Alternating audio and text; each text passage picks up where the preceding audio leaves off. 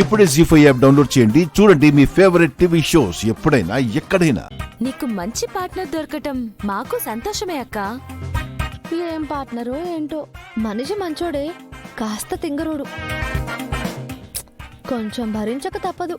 సరే అక్క, నీకిష్టమైతే మాకు కూడా ఇష్టమే. అయినా మరీ సింపుల్ గా సంతకం చేస్తే అయిపోతుందా? ఏదైనా సాంప్రదాయబద్ధంగా జరగాలి కదా. అందుకే కదా గుడికి వెళ్ళాలనుకుంటున్నాము. ఓహో, ఏ వర్క్ అయినా రిలేషన్ అయినా సాంప్రదాయబద్ధంగానే ప్రారంభం కావాలి. ఓ అందరికీ తెలిసేలాగా ఈ పెళ్లి జరగాలని పెళ్లికి ముహూర్తం పెట్టించడానికే గుడికెళ్తున్నారన్నమాట. అవునవును అక్క, మీ ఇద్దరు జాతకాలు చూసుకొని మంచి డేట్ ఫిక్స్ చేయండి.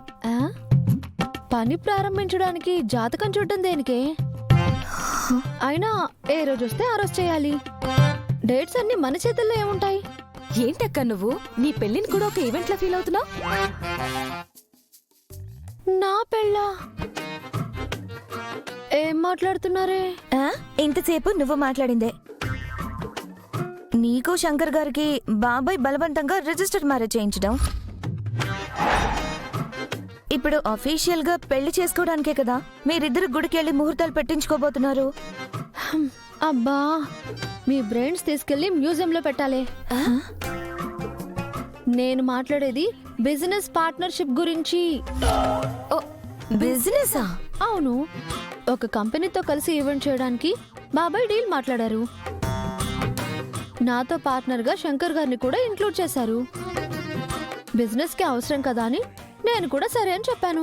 మరి ప్రపోజల్ సంతకాలు అన్నా? ప్రపోజల్ అంటే బిజినెస్ ప్రపోజల్. ఇద్దరం కలిసి వర్క్ చేస్తామని అగ్రిమెంట్ మీద సైన్ చేశాము. అర్థమైందా? ఓ అదా, నువ్వు ఇంకా మాకు చెప్పకుండా శంకర్ గారిని పెళ్లి చేసుకున్నావేమో అనుకున్నావు.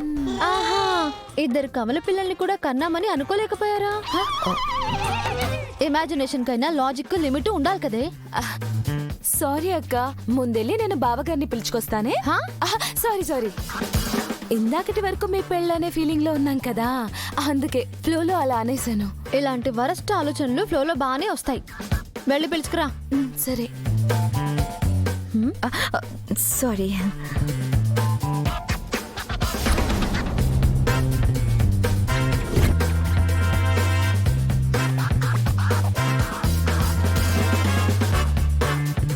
శంకర్ గారు, శంకర్ గారు,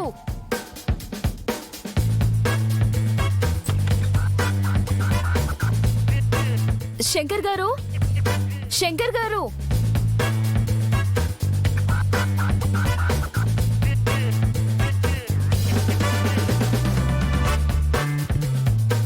శంకర్ గారు.